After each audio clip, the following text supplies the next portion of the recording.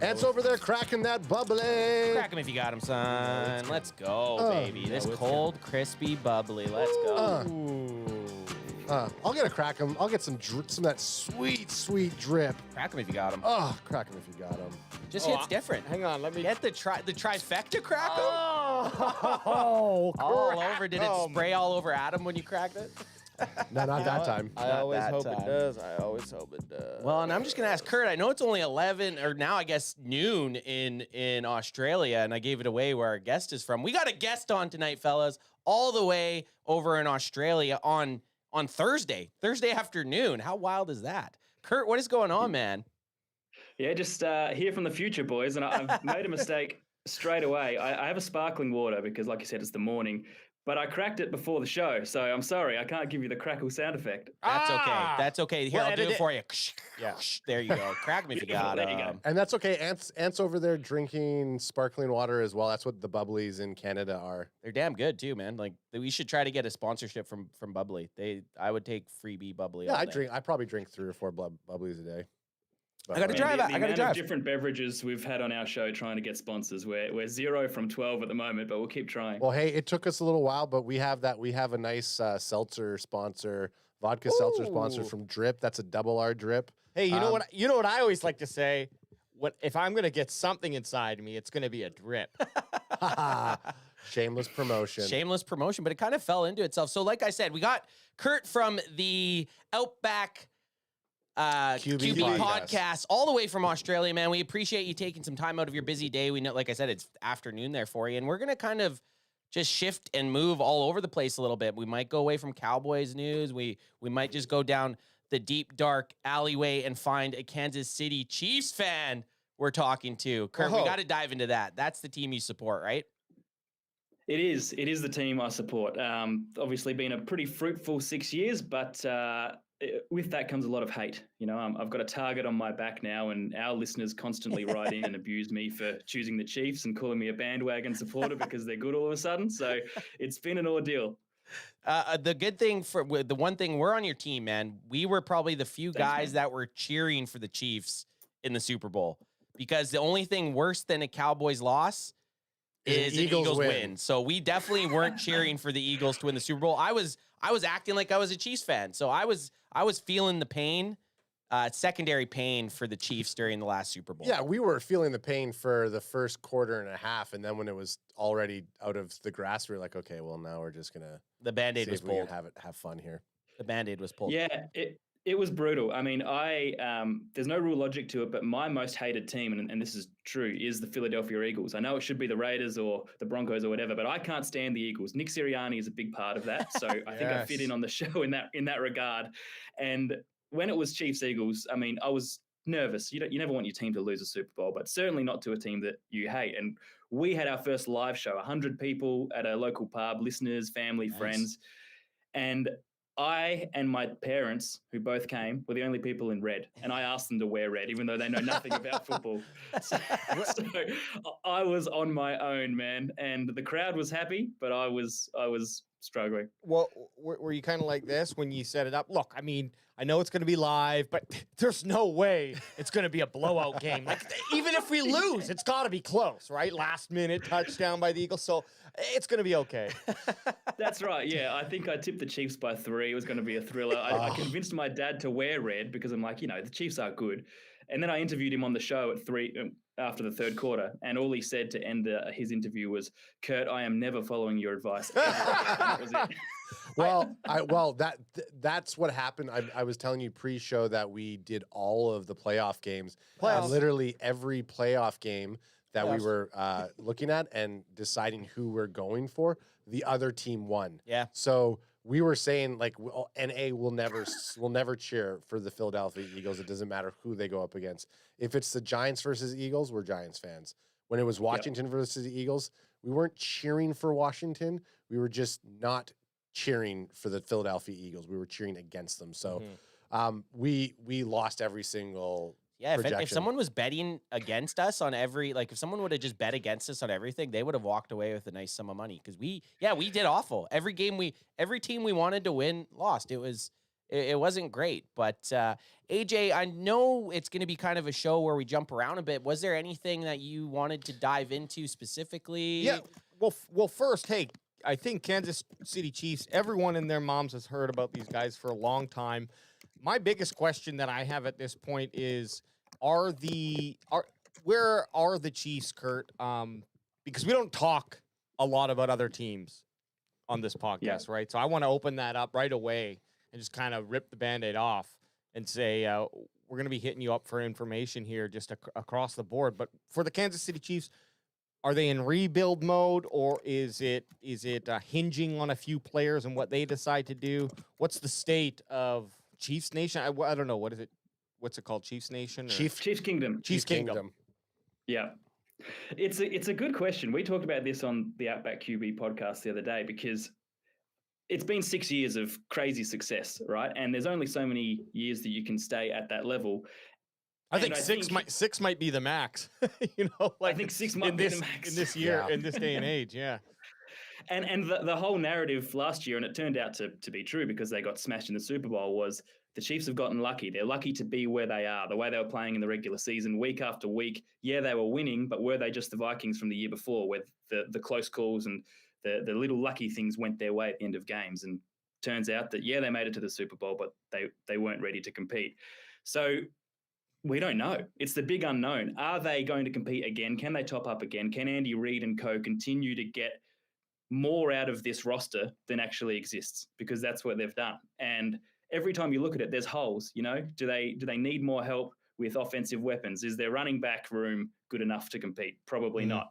The O-line worries me. We've got an uneven defense. We've got guys like McDuffie, but then big holes in other areas. Guys like Karl Aftis, Chris Jones, but then a big drop-off. So I think it's like a 10, 11 win season at the moment, and see what they can do in the playoffs. But I could be wrong. They could tank. What do you guys think? Hey, if you get 10 wins, I mean, that's, I think, still pretty successful. So yeah, you just got to make it to the dance. You just got to make it into the postseason, and anything could happen. Maybe they would do better as being an underdog than someone that's expected to win. Yeah. But I in my mind, if you have Patrick Mahomes, you're always going to be in it. The NFL is a quarterback-driven league. All the rules are kind of focused on the offenses playing well. So I think if you have Patrick Mahomes, you can still draft some players and still 100% be in the Super Bowl contender conversation come September.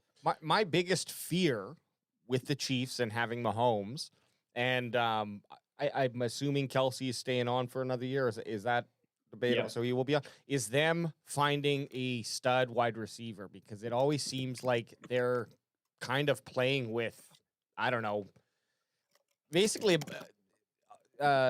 worst wide receiver core than the Dallas Cowboys, if I'm going to compare. And I'm not speaking, highly of the Dallas Cowboys wide receiver core. So I hope not. No, it just seems like I don't even know that there's a true number one. Well, at least wide receiver on the Chiefs. So it would be Kelsey, or it was Kelsey. At one point as a receiver. But if they do go out there and pick up a wideout, then I think they're right back up there in terms of offensive production. Sorry, man, I was going to say wide receiver before, but it's always a confusing one, right? Because they've got Rashee Rice, who did the LCL last year and missed most of the season. When he was playing, he was putting up wide receiver one production, even though to look at him, he's not a prototypical wide receiver one. But if you have him and Worthy showed enough, does a full season of Rice and Worthy put together a wide receiver room that you're happy with? Probably. Yeah. Can I tell you my number one concern? And there's one name on the roster that I just can't believe is still there. It's Juwan Taylor, the right tackle. I mean, this guy is the most penalized dude in the league for the last 3 years. He constantly lines up offside. I genuinely don't think he knows what the rule is. And anytime something goes wrong with the Chiefs, you can predict it was Taylor who did it. And, Joe Tooney gets moved on from that O-line, and Juwan Taylor's still there. I can't believe it. Well, that's funny. We have a right tackle problem too, so I think we're finding some commonality. But not but our right tackle problem is not necessarily penalties as much. That's just poor play. He sucks balls. He just sucks balls. Yeah. He just sucks balls. Let's just say that sucks balls. He's got sucky balls and a big contract. He sucks those balls with the big contract. Well, the contract is a big issue. And that back on the Taylor comment there, I've watched a bunch of Chiefs games last year, and there was a lot of times that he got away with starting early. Like he would always be stepping back early, and I'm like, oh, that's going to be a penalty, and they would miss it. So it's like, yeah, he was very noticeable. Him and Lane Johnson, I think, were two of the most noticeable guys that got away with kind of starting a little bit too early. Dude, imagine if they picked him up every time, he'd be setting records. Oh, He's easily. doubling the records for penalties. AJ, what I was saying to Kurt too at the start of the show is we're gonna do a mock draft today, but we're gonna do two teams. We're gonna pick as the Dallas Cowboys, and then Kurt's also gonna pick as the Kansas City Chiefs. So we're gonna do a two team NFL mock draft, 7 rounds. Hell yeah, we are. We'll try to go fast. We sometimes spend a lot of time jabbering about who we're going to pick, but we've done enough mock drafts now to be able to be quick. And then Kurt, you're going to be up. I don't know how many mock drafts you've ran on PFF or what program you might use, but you're going to be on the spot to build Chief Kingdom tonight. Luckily for us, though, Kurt, we've done so many mock drafts that we do know a lot of like decent guys around there. So, and I'm not necessarily talking about the first few rounds. When we get to the garbage rounds, that's where we tend debating. to spend most of our debating. Well, how time. tall is he? Well, what's his 6'3". size? What's his hands? What's his wingspan? hands? Yeah, right. 100%. 100%. Has he got over 34-inch arms? I don't want if he doesn't have 34-inch arms. Yeah, what's he packing down there for meat? We don't know. It gets heated. It really does. But yeah, okay. Let's just kick off with a couple. We wrote down some questions because we knew we were going to have a special handsome guest. But unfortunately, he couldn't make it, so we got you instead. You know, Zing. Little dad humor. Nice. A dad humor from the non-dad. No, from the non-dad. I just want to know, and this can be go around the room, but we'll start with you, Kurt. What has been your biggest, maybe you pick your biggest surprise or what the fuck moment during the free agency here in the offseason? Or has there not really been one? I think I wouldn't say I'm surprised by it, but I continually scratch my head at the Aaron Rodgers stuff. I don't know whether this was meant to be a Cowboys question, but no, just the this way is that open. Yeah, cool. Well, the way that he just strings it along and the little breadcrumbs that are left and the little hints, it's as though he's still the number one quarterback in the league, and we're meant to be super interested in it, you know, and be hanging on every little bit of news about Aaron Rodgers, but we're just bored of it by now. We've got a rule. I mean, we're not talking about Aaron Rodgers on our next show because we've just done so much news on him about nothing. And I just want to find out, where's he going? What's he doing? Is he even a starter? Does he back up someone? Who knows? Who really cares? But that's the thing that's been making me scratch my head all off season. Well, what do you guys think of the Rodgers saga? I was going to say, I mean, I'll just hop in because I was just trying to cut you off there anyways, but not that I wanted to cut you off, but I just naturally started to talk. That's what happens sometimes in here when I have to just try to cut them off. Anthony, Alex kind of love a lock of eyes, and they don't let me in. And it's one of those awkward. We cuck you. Yeah, they cuck me out. I'm just sitting in the corner. You're in the cuck chair. I'm just sitting in the corner cucking to these two having a great conversation. But specifically with Russell Wilson going to the Giants. Now, the Giants love is probably, it, by the way. Love it. Yeah. Love it.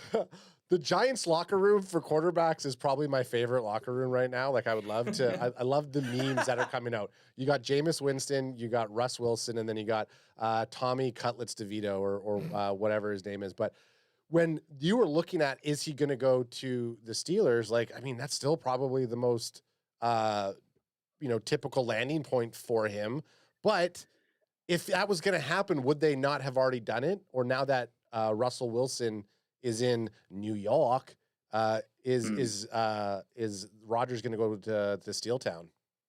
Well, it's the only logical landing place now if you were to fit him into a starting position. And one little hint that I picked up is Cam Hayward on his podcast earlier in the week made a comment about, if you want to be a Steeler, the only question for the audition for a potential Steeler is, do you want to be one or not? Right? That's basically what Hayward said. It's either a yes or a no. And then there's an article that came out today where he's walking it back, right? So I start to think that, has the media or the owners gotten to Hayward and say, hey, we need to change the narrative. You can't be bagging a guy who we're just about to announce as our new quarterback. So maybe little things like that make you think, he could be signing. Could he be successful in Pittsburgh, you think? I think he could be successful as an average to slightly above average starter. I think that's just where he is. Whether the game style suits him, I don't know. It's a confusing place to predict how quarterbacks go now, Pittsburgh.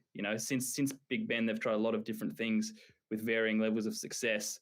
So I don't know. I mean, I think he'll be okay. I think he'll be fine, level, have bad games, good games. I don't think he's a franchise changer. I think my favorite Aaron Rodgers meme or like video that's going around from the offseason was when he was on the Pat McAfee show and he brought out Devontae Adams acting like they were going to be these big saviors and then just ended up going on to sucking. It's like that. It's like that meme with those two dudes who are shirtless and they're back to back and they're like, "Oh, you're looking for trouble." No, imagine the person that's gonna mess with us. I mean, shit. Yeah, those guys. And then they got 2 and 7 or whatever it was. Yeah, it was bad. It was awful. Wait, so he was, Rodgers, I felt like he was just trying to do the Tom Brady thing and be like, oh, because, remember when Tom Brady got Gronk to come to Tampa Bay with him and they did that? Yep. He's walking and then he revealed, oh my God, he's with Gronk. Are they going to shower together? I gotta see this video. And then they won a Super Bowl. And then they won a Super Bowl. Then they won the Super Bowl. Same type of thing. But I thought it was hilarious. He brings him in and then Rodgers bails.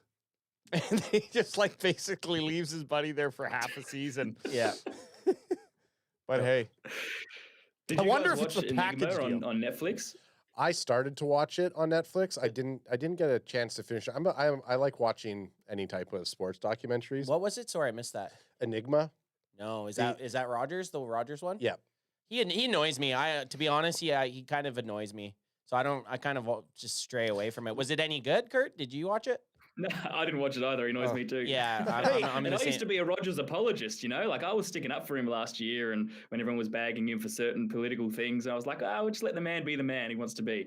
But he's annoying me now. Yeah, I agree. Look, he annoys me too, but I do just like anything, I try not to think that I know the person, and I'm not saying anyone in this room is doing that.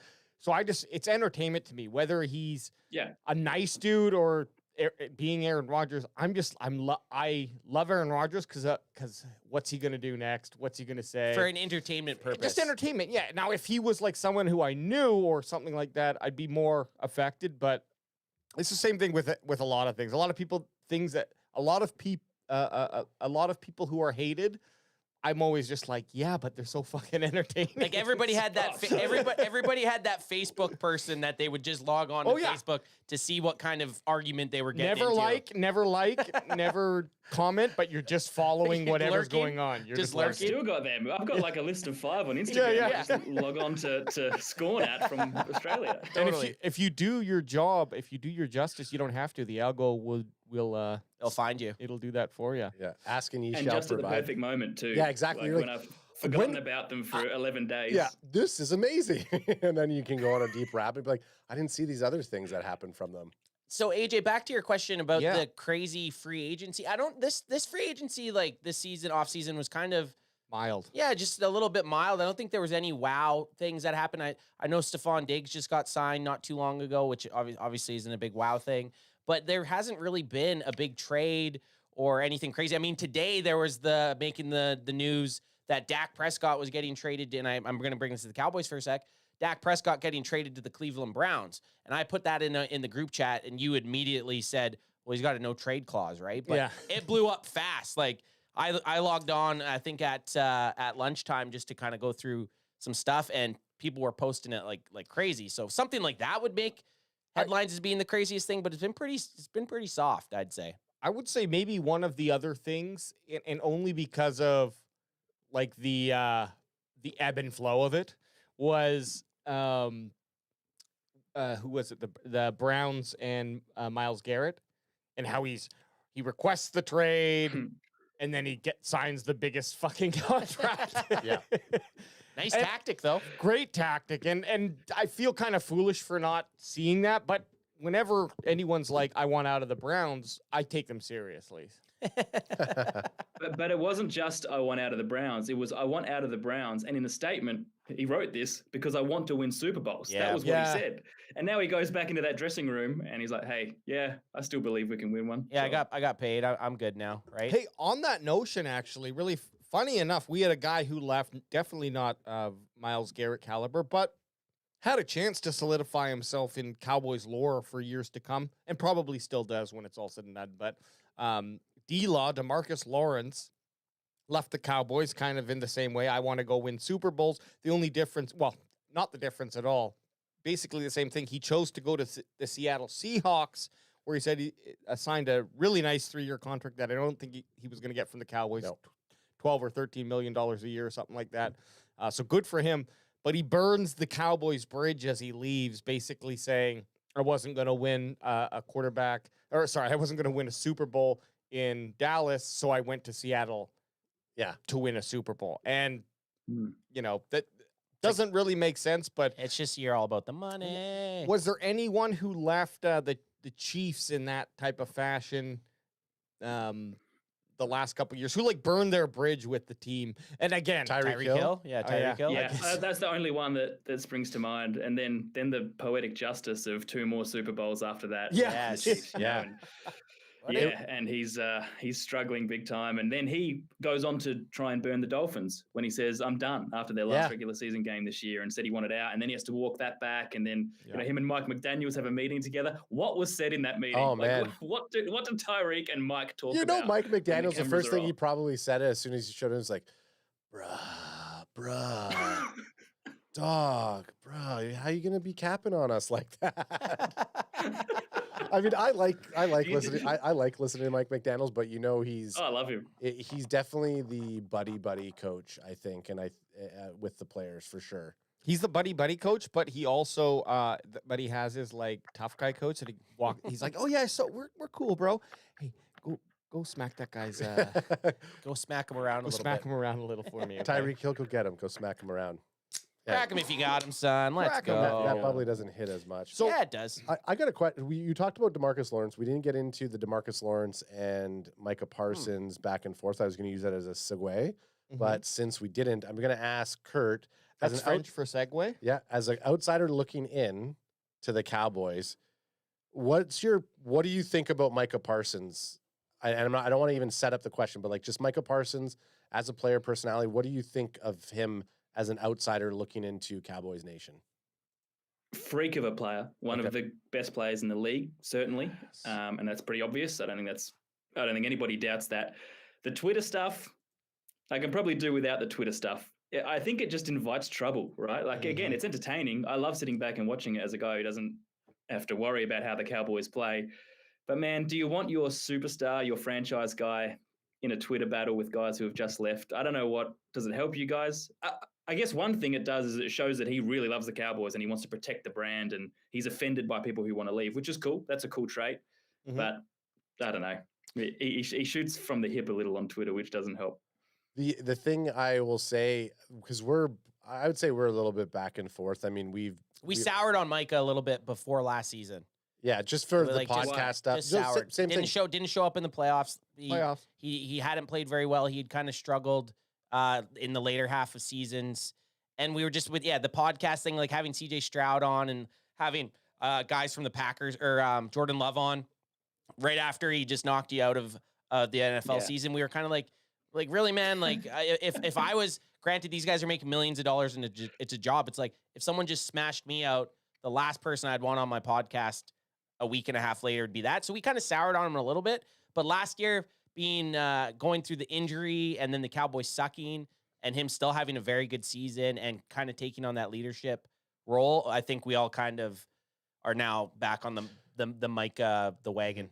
I want to hear what you want to say about it too. Just I kind of go back and forth because I'm curmudgeoned in that I'm like, He's the oldest man out of all Good three word. of us. That's a great word. No, but my dad would always be like, if you are focused on anything else and you're not going to be able to get like that type of mentality, right? Like if you want to play hockey, son, then you need to fucking focus on hockey because you got to be the best in your high school and the best in your college, and then you got to make it to the pros and try to be on the fourth line if you can do that. And be the best damn fourth liner there is. Yeah, exactly. Get out there, you grind your ass for 2.5 minutes a game, get off. You grinder. But same thing with Michael. Like I'm like, man, but it's a different age too. And I grew up, and I'm not sure how old you are there, Kurt, but we grew up in an age where we didn't have social media and transitioned to social media, like 56K modems to now 5+G whatever network. So we've been through the gambit of it all, and we know the life beforehand. Micah Parsons was born into social media, so it's not fair to be like, Don't do it. don't do it. Stay off it. Don't say these things, because that's it's smart, I think, and I totally agree with you. Like, don't welcome this shit onto your plate. Focus on football. Become the best ever. People are still going to want to know what you have to say anyways. But so I that's where I am. I'm kind of in the middle where I'm in my curmudgeoned way, like, don't do this, but then also need to understand, but he's like 20 years younger than me. And okay, I can't try to relate to a guy. And what I have 15 minutes every day, 3 to 4 times a day to go and crank my shaft. Okay. If Micah Parsons wants to combo some of those crankshafts together and do a podcast, he can do it, but he's got to limit his crankshafting. Yeah, I agree. So cranking. Hey, well said. one thing you'll notice is, yes, if you were, Alex isn't early 20s or isn't a teen, he's 40 years old. So he is an older man. That's why he can also use the words like curmudgeon And crankshaft. and crankshaft. I will say this, just to cap off the Micah Parsons comment here. I liked what he said recently because he goes, look, I don't drink. I don't go to clubs. I don't party. He's like, I don't have any vices except for, like, I'll tweet. I'm a student of the game. I want to get in. I want to know all the players and everything. So, I mean, I don't know what else to tell you. I'm sorry if you don't like it. I'm like, okay, you know what? When we talk about having a Sounds like you're going at Kurt right now. I'd just no, say. I'm not going after. I'm not going. I was going more after you. Oh, okay, sorry. Yeah. I'm going to tweet about it after, Yeah. boys. Yeah. Hey, we get right off the show. Oh, love being on Cowboys fan, but that fucking Adam is such a bitch. It's like, whoa, Kurt, what's going on here? So I you know what? The fact that if Micah Parsons is going to sit around and tweet, not anywhere near a game, or if he's going to podcast on a Monday on his day off, I don't give a shit anymore. I like that he is headstrong into it. I actually like the little bit of back and forth that him and D-Lau have, because it, like you said, it shows that he has that pride for the Cowboys, because that's what we want to know. We need that locker room person who is going to get more vocal. We shat on Micah. We didn't shit on Micah. Okay. We were sour on Micah because he didn't show up in the playoffs. When you watch the sounds of the sidelines and stuff, he's just not a vocal leader necessarily. And he would sometimes come across maybe a little bit immature. And then last year, way more vocal. We felt like there was a bit of a dog coming out. And I think he was finally saying, you know what, fuck it, I'm going to go for it. So yeah, I'm a 180 on Micah again, where I don't give a shit. And we all want we're not on the section of people being like, trade him for 2 first-round picks. We're saying sign him. Get him in there. Sign him. He's your best player. Sign him. Just want to give Chat a shat. I wanted to give a shat. Hey, yeah, you're right in there. Wow. Our boy Boots on the ground. Eric's in the house. What up, Bootsy? We got him. He says, welcome, Kurt. Obviously, Boots on the ground. He's our day one. He comes in here. Just want to actually give Boots some flowers. He was covering the Angels game last night out in Anaheim. Anaheim. Oh, yeah. Yeah. So Boots is like actually legit getting boots on the ground. So happy to see him doing that, because there's no better guy to cover that kind of stuff than our boy Bot G Eric. And then we got our boy R2, Rolando Rodriguez in the house saying, Cowboys camp fan, what's up from South Texas? I am 60, seen all 8. Hey, now we know how old Rolando Rodriguez is. He's 60. He's seen all 8 Super Bowls.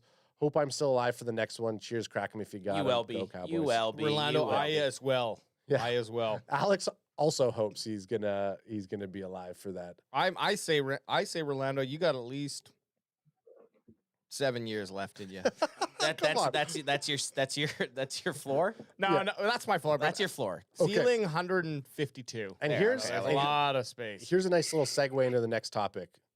Okay. Kilo C says, special guest on tonight's podcast, drum roll, grrr, nose wipe. Oh. So did you see this, Kurt? And I don't know if it's just people trolling the Cowboys, but they're saying that this nose wipe celebration after a catch or a touchdown is viewed as an aggressive taunt, and you're going to get a 15-yard penalty if any player starts to do the nose wipe to other The players. slime. The slime.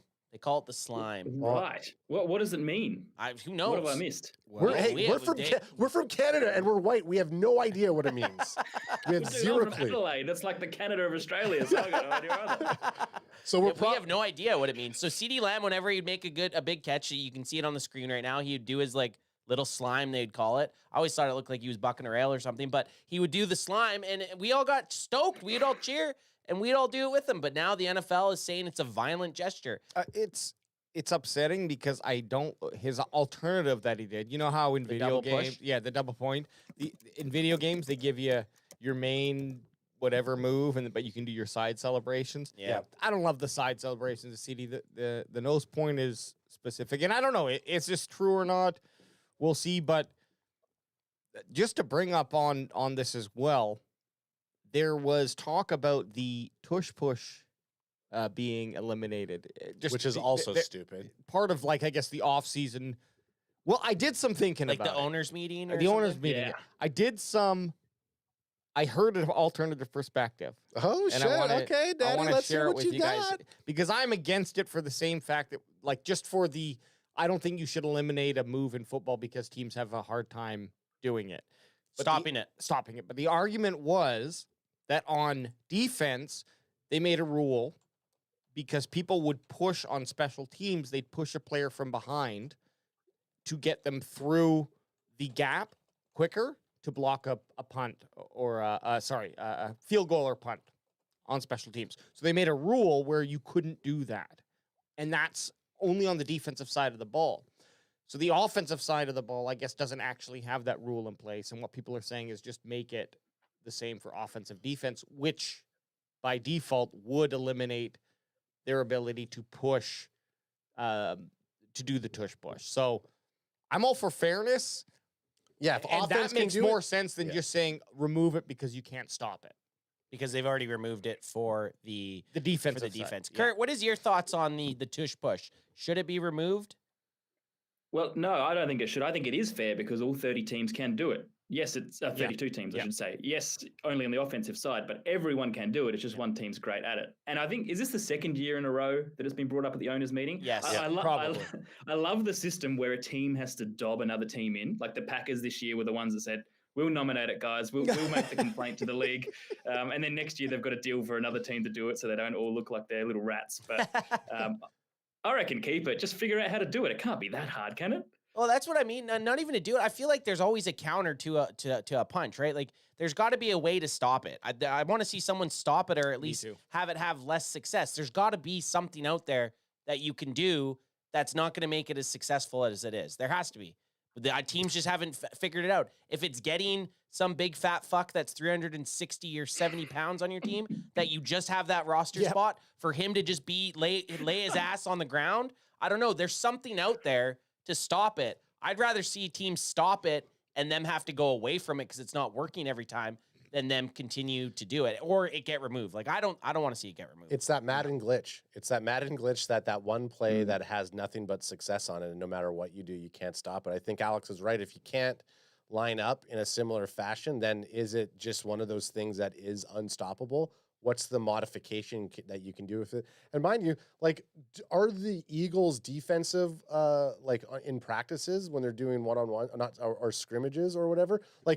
Get a defensive coordinator, a defensive line coach from Philadelphia to come in and tell you how to beat it. But they probably can't. They probably don't beat it in practice. Well, they probably don't run it in practice. I don't know if you want your quarterback diving headfirst at the Philadelphia defensive line. Well, we've also. I was gonna say. I mean, they have to practice it though. Do they though? I don't know. It seems pretty spot on. I don't know. Maybe they do. I don't know. Go ahead, Kurt. Sorry, we cut you off. You're a guest. You can cut us off. Oh, thanks, man. I'll keep that in mind. I don't think it's unstoppable. It's just unstoppable for one team or one guy because Jalen Hurts benches like 600 or squats 600 pounds or whatever. Fuck. Yeah, so it's not that the play itself is unbeatable. It's just that this guy. And if there was ever a thing that would hold back the Eagles, I would be all for it. So I should be saying get rid of it. But all credit to them. If they're the only guys that can do it because of the unique skill set of their quarterback, then it's on everyone else. You got to figure it out, man. You know who had it? I liked watching Frankie Louvu in the game in the NFC Championship game. That is a way to stop it, but you have to be able to time it. Like going over the top like that. And if you don't stop it, you're going to take his head off at least, and it's going to make them think twice. All it's going to take is Jalen Hurts getting hurt doing it one time, right? It's a pretty banged up penalty. Like he's diving head first into people. It's a risky play. In my mind, I know this sounds so stupid, but it seems pretty simple. Line up your guys against all of the defenders so that you take their impact block. You know Hurts is coming over the top. He's not going to try to go under. And then, just send a guy down the fucking throat to hit him as hard as you fucking can. He might get the first down, but if he's they're gonna be trying smacked. it twice a game, he's going to get smashed. And he's hard he's twice a going game. head first. Boys, I know Yeah. how we can, the four of us could make, and Kurt, we're just going to include you since you're on this conversation. I know how the four of us can make a lot of money. We'll develop an AI software that simulates the tush push, and we will have simulations going through. I mean, you could probably do. We run it a million times. No, 100 million times, a billion 100 times. million times. Doesn't really matter. We'll give every single scenario, like that scene from. It can't be beaten. Well, like that scene. We Hey, can't beat it. no, it's that scene from whatever Avengers 59 where Doctor Strange. Oh, goes, yeah. I ran every single possibility. There's only one way. You gotta die. So it's someone from the other team jumping over and dying, dude. You got to sell it out. You got to sell out. Look, if it creates a new position for those 6'10", 400-pound people in the world to come in there and hunker down in the middle, I like it. Just get a big dude. Chat's just saying it's not balanced. The offense can push, but the defense can't. They don't want it to, like everyone in chat between Forever DC, Bot G, they're all saying don't ban it, but just make it fair. Make the offense and the defense being able to do similar stuff. Well, I think the defense can do it on defense. I don't think they can do it on special teams.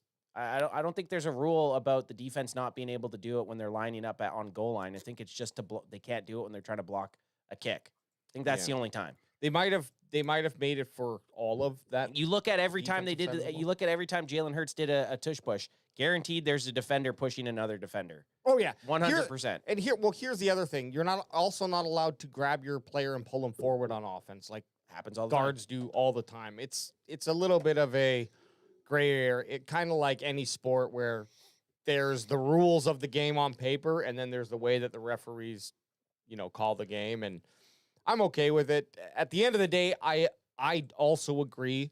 Everyone can do it. And why? I'm just wondering why don't other teams do it? Well, because the Eagles just have a quarterback who's like built for that. So Totally. I don't mind it. And also the other thing I always come to is like, well, why are you letting them get 3rd and 2 all the time? Then don't let them get 3rd and 2 and the tush put. There you go. It's irrelevant. You've made it irrelevant. So I want to ask a question here, Kurt. How when you're with your guys' show between you and your co-host there, you guys cover the draft quite a bit? Yeah, we do. So my co-host Doss and Hawley. Doss is a Packers man. Hawley's a Patriots man, and we've all sort of got different backgrounds with what we've watched in football over the last 10 years. When it comes down to it, we're just football nerds and we love it all the way from Australia. But yeah, we cover the draft. Our best episode, or one of our best episodes of the year, is when we do our live mock draft, but we do it in person. We dress up in our general manager's suits, or what we think we would wear if we were GMs. And we split it up a couple of weeks beforehand where we get 10 to 12 teams each randomly. And then it's live. You can, if someone gets taken, then you have to adjust your manual big board, think on the fly, and it takes us an hour and a half, 2 hours to get through it. We get our listeners. I almost said fans. I meant listeners. Just say fans. We're your fans. Yeah, we're your right. we're your Thanks, can man. fans. Yeah, there you go. Well, you know what? I mean, we get our fans to send in voice clips introducing the picks every year. So you boys can send in. Hell yeah. For the 12th pick in the 2025 Outback QB mock draft, the Dallas Cowboys select ... And then whoever is the general manager, we'll send they make their pick. Yeah, we'll send that on. that's we'll send fun. that over. That is fun. I guess we have to send you a couple options then. Yeah, send us a not safe for work one, and I'll judge that. And send us a safe for work one. So you guys haven't done that yet. When are you guys launching that episode? That'll probably be in 2 or 3 weeks' time. So we'll split up our teams in the next week. We'll do that on air on our Monday night show. And then from there, we'll start prepping and panicking. That's awesome. And if you're wondering, in North America, their Monday night is like our Saturday night, because or Sunday night. Yeah, it's like a Wednesday or something. It's or like Sunday morning. It's February. Yeah. Because they're in the future. We're actually doing the 2029 mock draft. I don't know where you guys are at. Yeah, tell us what happened. Don't in the spoil draft. it. Don't spoil it for us. They're always But spoiling our TV shows. The one thing I will say about our mock draft that's a bit different is we are not predicting what we think those teams will take. we're taking what we would do if we were the general managers I like for it. best success. So it's not prediction; it's trying to make those franchises the best they can be. I like that. That's almost better. I like that better. I hate people that are trying, because you watched the draft last year. You could try to predict what teams are going to do, and then then 6 quarterbacks go in the top 12 picks, right? Hey, so you just never know. Does a losing team not get like Vegemite for a year or something? Is like what's the Good one, nice one. That was. Do I now make a poutine reference? Yes. yeah, absolutely. Yes. Absolutely. Fuck, I could go for some poutine. I actually right now. hate Vegemite. I had a really weird incident when I was a kid. I was at kindergarten, and do you guys call it kindergarten? Yes, we do. You do before school? Yeah. Commonwealth. So- We're Commonwealth here, brother. That's true. That's true. We just say that So we just say Craig differently, okay? We say Craig differently than you guys. That's about it. Yes, we do say Craig very differently. But we had some clowns come in when I was like 4 years old at kindergarten. It was meant to be like some fun day, right? And then there was morning tea, and it was Vegemite on bread or Vegemite sandwiches. And one of the clowns came up to me and tried to offer me a Vegemite sandwich, and I was terrified, right? I didn't want to eat it. And then he sort of tried to insist that I eat it. And ever since, when I smell or see Vegemite, I get this terrifying image of a clown in my mind that I just can't eat it. No. The Vegemite clown. That does sound terrifying, to be honest. Don't eat your Vegemite. The Vegemite clown's gonna come and get you. That sounds like either a Bloomhouse or an A24 I'd watch movie. it. I would definitely. Yeah, like watch 3 that. Canadians go down to Australia, and then we get attacked by a Vegemite clown. That's absolutely. If you didn't eat your Vegemite, Don't have any Vegemite today. I would eat Vegemite, I think. Isn't it just really salty? I think it is. Yeah. Green though, which is weird. Couldn't tell you. Look, Couldn't tell you he hates it. He's more tastes like scary fucking clown. Okay, So Ann? Get technically, over it. because you know what poutine is and you don't like Vegemite, you're more Canadian than Australian. Got it. Poutines are top notch. Sweet. I mean, who doesn't love just French fries Cheese with curds and cheese curds and gravy. and then you can add a hot dog if you want. Hell, Yeah, I'm everything's absolutely. open. Let's talk a little bit about the draft here, because there's a lot of questions on our mind. Dallas Cowboys are picking at number 12, and we really were hoping that we'd have the same caliber of QBs from last year, because how many went in the first round? Ed? Well, 6 went in the top 12 picks. So Cowboys aren't looking for a quarterback, right? I mean, obviously, if there was one there and it happened to fall to 12, I'm sure we'd take it. But QB1. We're not looking for a we're QB1. not looking for a QB1. Exactly. So every quarterback that goes before 12 means another one of those players are potentially dropping. Premier player. A premier player. If we would have had those, whatever it was, 6 picks in the first. You'd get one of the 6th best players in the draft, non-quarterback, if you had 6 quarterbacks go. So, anyways, roundabout question. In this draft, you can answer it however you want. The quarterback quality, how many do you think are going to actually be taken in round 1? And you can also split it up by saying before the 12th pick overall. Maybe give him the draft. I'm going to let him top. F and answer. Well, yeah, but I was just saying, give him the list of quarterbacks that he could take a look at if you wanted. Well, this is a quiz. Okay, yeah, let's see what you know, Kurt. I was trying to fucking help you, Kurt. I mean, if you don't know who the top quarterbacks are, I mean, Well, you were saying first round, so there's a couple more. I thought you were talking first round. I am. Okay, let's see what you got, Kurt. Well, look, just a general note on the draft. I think it's awesome because not only do we not really know who the top guy is, we don't know what position they play. You know, like it was always obvious in the last couple of drafts that they were taking the QB first, and now it's just random. So Cam Ward, obviously, he goes probably 1 to Tennessee. Shedeur Sanders, I'm not sold on him, but he'll go. Jackson Dart, when someone gets desperate, he probably goes round 1 as well. I don't know can you guys remember a name that's come in so much in such a short time when he was Jackson Dart. Yeah, no. Adam's been spoon feeding us Jackson Dart because for whatever reason on College Football 25 he started taking Old Miss and he's like, man, I really like this Jackson Dart guy. And then as soon as Adam started talking about him, it was like a week or 2 after first round talk came. So I'm gonna say Adam was the first person I heard say that Jackson Dart could be a first round quarterback before any of the news media outlets. I'm saying he was 2 to 3 weeks early on that. Yeah, that's right, baby. All because of a video game. The one that I'm confused about as far as a team and what they do, well, I'm always confused about the Browns. I just never can predict anything they do. But the Jets, what do the Jets do early? Because they've got Justin Fields, and I've always been higher on Justin Fields than I probably should, just because I like his highlights and the Same. good stuff looks really cool, and Yep. then the bad stuff is pretty regular.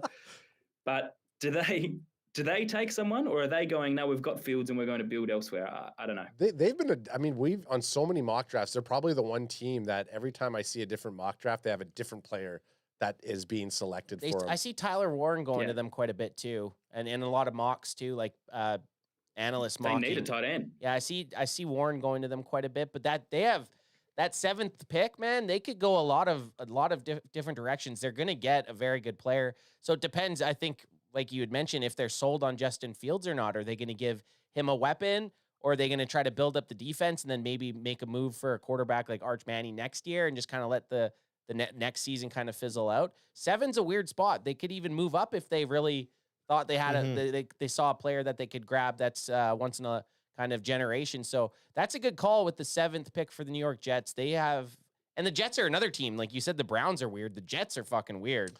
The Jets, weird. like what is it? Woody Johnson, the owner, like he's got to be one of the worst owners in the NFL, and you just never know what the Jets are going to do. Well, and they're in complete rebuild mode. So there's a bunch of different directions. His grandson was the one that was picking players based off of Madden rating. Yeah. So Woody Johnson's like, what? I love you, grandson. In fairness, that would be an Adam move. Oh, yeah. Yes, absolutely. And it might work. Was that confirmed that happened? Because I called that out as nonsense on our pod. I don't reckon that happened. I It think probably someone is. put a fake thing on Insta and then it got momentum. And because it sounds like a thing the Jets would do. Everyone's like, yeah, that happened. Totally. It either way, I wouldn't be surprised if it was real or fake. I wouldn't. Here's the thing. I wouldn't doubt that he had a conversation with his grandson, and his grandson said, "This is the guy because his Madden's better." Or why? Because his Madden's better. Like, I can believe that, but for him to then be able to take that through all the hoops that he needs to make decisions, I just think somewhere someone's going to put their foot down and be like, "What the fuck am I here for then?" If your kid, if your grandkid's gonna just pick using Madden. Yeah, well, let's just wait till the rosters update next week, and then we'll make decisions based off of that. I'll save you $5 million a year. Fire me, and or whatever he's getting paid. You know, I think this is like one of the drafts though where the mid rounds has more upside for taking a QB than any other time. Like, there's a good batch of cubes in the late 3rd, maybe mid 3rd, 4th round that you could pick it up. So it's like, unless you know you're going to get Cam Ward, I'd say that's it. Cam Ward. That Cam Ward's the only, I'd say, first round. Jackson Dart talent. should maybe go in the 2nd, but he's probably going to go in the 1st based on just the hype that's coming through for him. And hey, we all know I'm a Dart boy. But I think, like, you look at Will Howard, you look at Milroe, you look at Quinn Ewers, you look at a few of these other Brady Cook, Riley Leonard. There's a lot of quarterbacks in the late 3rd to 4th. Quinn Ewers? Did you say Quinn Ewers? I said Quinny. Okay. That you could pick up, and I think one of those guys is actually going to have a pretty. Someone's going to pick up a quarterback in the 4th round, and he's going to play this upcoming season, and he's going to be a dog without that, like, needing that pressure of a 1st round pick. 100%. Yeah. Especially with, like, a lot of these teams, I think it's smart for some of these teams to double up on, like, I mean, not to say the Giants are smart, but if the Giants go ahead and they do end up drafting Shedeur Sanders, probably the smartest move for them to take a young quarterback, and then you have a journeyman, and then you have a Super Bowl winning quarterback. So the pressure for Shedeur Sanders to come in and to be the savior of New York doesn't necessarily need to be there. It's a very, I wouldn't say it's a Green Bay move, because I don't think Winston or Russell Wilson's going to be the Giants' like quarterback for the next 3 years. Well, Shedeur can ride the pine. I think it's just alleviate the pressure off these young guys, which we talk about it all the time on this podcast. These young quarterbacks get thrusted into an organization, and there's so much pressure on them that a lot of them just can't handle it. Well, I love the idea that we basically have 1 minute. Well, actually, the honest truth, I think, is there potentially could be 0 quarterbacks picked before the Dallas Cowboys pick at 12. But there could be 3. Yeah, I'm hoping for the 3. Well, if the Giants take if the Giants take Shedeur Sanders while Abdul Carter's sitting there, I will fucking laugh. I will laugh and laugh and laugh and laugh and laugh. and laugh some more. It'd just be insane. Like, Kurt, where do you think Shedeur should, like, your guys' opinion, where he should get drafted opposed to where you think he's going to get drafted? I think he'll get drafted in the top 5, and if he falls, it'll be to the top 10. You know, someone will take him. Personally, I don't rate him particularly highly.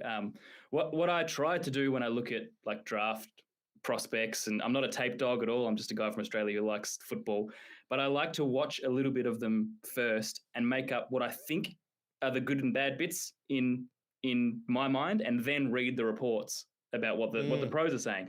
And the thing that I noticed with him, and it's so obvious to anyone who watched him in college, is just the amount of times that he takes sacks, because he's so unnatural in the pocket. He's really skittish, I think. He looks like he's got no composure when he's running around, and there's no plan. Once the first thing breaks down, there doesn't seem to be a plan for Shedeur. And that just spooks me, because I've seen a lot of guys who rely on athleticism or don't have the great first or second read, and you think, oh, they'll be all right. They've got other strengths from college to the pros, and it doesn't work. There's just something about Shedeur that worries me. I think he's a second rounder talent-wise, but he'll go early first. Yeah. Let's double crack to that. Let's double crack to that. Crack him if you got him. And that's kind of the beautiful thing. I'm hoping for some panic. I'm hoping that we get Cam Ward going early Tennessee.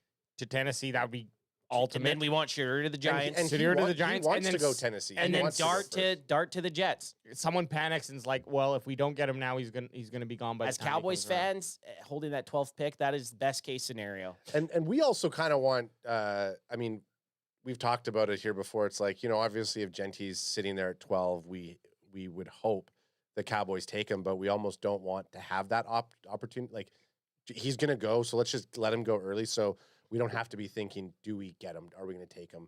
Are there these other guys that are sitting there that we're going to give up? Like, let's just get him off the board, because he is going to go before us, and then let us kind of sit and see who's available at that pick. Well, I guess one of the other bigger questions here for the draft is who is going to be going first overall. I think we just said here Cam Ward, but what are the potential first overall picks for the Titans? Like, we've seen on PFF a few guys go. It's been Cam Ward, it's been Travis Hunter, it's been Abdul Carter. Is there anyone else who's on that list, or you know, Kerr, I'll just ask you straight up, who is going to go first overall in this 2025 NFL draft? I think it's Cam Ward, because I can't see a scenario where the Titans are comfortable going with Will Levis again. There were so many massive mistakes last year that would have driven them crazy. You could say that their argument will be, let's build up the trenches, let's build up the other areas of the roster, and then get our quarterback in 12 months' time and use Levis as a bridge for one more year. But I think it's got to be Ward. Do I think Ward is a number 1 overall talent? I don't think he's the best player in the draft, no, but I think he will go number 1. Yeah. Okay, well, that's a good segue. Who if you were picking as the Tennessee Titans and you didn't need a quarterback, who do you think should be the first pick? Like, if it was just talent wise, QB's out of the picture. Yeah. Yeah, if not QB, Abdul Carter. Yeah. I think he's a stud. I think he's more of a sure bet than Hunter, only because it's such a rare thing to see a dual threat. Yeah. And I'm not sure franchises know how to use that. I feel like they've got too many options, and how are they going to use him in the league? Like, if he ends up at the Browns, I don't want him to go to the Browns, Hunter, because they'll screw him up somehow. Yeah. They'll take this generational talent and waste him and just ruin it. They'll make him quarterback. That's right. We've saw some of those gadget option. plays. Hey, we're going to make you quarterback. How about 3 positions? Yeah. We're going to make you throw to yourself. Well, and then another... It's never been done. And you can intercept yourself. I would watch it. If the Browns took him and they threw him in quarterback, I'd probably watch a couple Brown games, because we don't really watch those games. But Kurt, sorry, I want to ask you, obviously we've talked Cowboys, we've talked first pick. Well, the Chiefs being the Super Bowl losers, you guys honestly get one of the worst picks in the draft, first round wise. So what are you trying to target at 31, and what player do you kind of have hope falls to you guys at 31? Well, I think it's O-line is the first priority. Strengthen up a guard position, strengthen up the tackle position in particular. I think that's number 1. Or if there's defensive interior that's there and there's still a good option around then let's go for that. One thing we need to keep in mind, and it's not a first round issue, I don't think, but a replacement for Travis Kelce needs to come in the door at some point. Noah Gray's serviceable as a tight end too, but let's look at a star. You know, if one of the guys like Loveland falls to 31, he's still there. You think about it. I think you'd think about it. Yeah, and that's kind of a spot you can, I wouldn't say reach for the tight end, but it's a spot that you could take it and be like, well, we didn't have a premier person at the position we wanted, and we do have that. You have a Travis Kelce problem coming up. You kind of seen it poking its head a little bit last year. He didn't look like the same player that he had been in the previous Super Bowl runs. So it's more than likely his last year this coming up season. So you're right. That wouldn't be a bad idea. Timothy Ball. I think a couple of names. Sorry, you asked for names on the defensive interior. Probably Walter Nolan or Derek Harmon. I think they're guys that you'd feel pretty safe if you got them late first round. That would be pretty good value to go alongside Jones and then Karlaftis. That helps. Nolan. Do you think Nolan will beat it there? Well, I said fall. I said guys that would fall. So if Nolan falls, I think that would be a great pick if Walter Nolan fell at 31st. So I see AJ's already pulled up. Give me 1 second here. Okay, you talk. I got to use the pisser? The pisser, mate. All that fucking bubbly drinking. Timothy Ball says, question for Kurt. Does he see Dallas playing Kansas City Thanksgiving Day? Do I see them playing Kansas City? Do you see, because Dallas always hosts a Thanksgiving Day game. We always go down to the Thanksgiving. It's our Dallas trip that we do. Do you see Kansas City playing Dallas this year? Because they are playing in Dallas. Well, they must. I trust chat. I fucking trust chat over me. I don't remember seeing that, but I'm gonna look right now. Yeah. Would you think that would be a game that the NFL is going to program? Chiefs versus Cowboys. I hope so. I mean, that would be blockbuster TV. Well, look, I don't know what they're going to do. Our guy Doss on our podcast, he's the schedule guy, right? He spends months looking at strength of schedule when the fixture comes out, and he's all about it. So he'll probably be telling me there's an answer that I'm missing here. He'd know all the answers.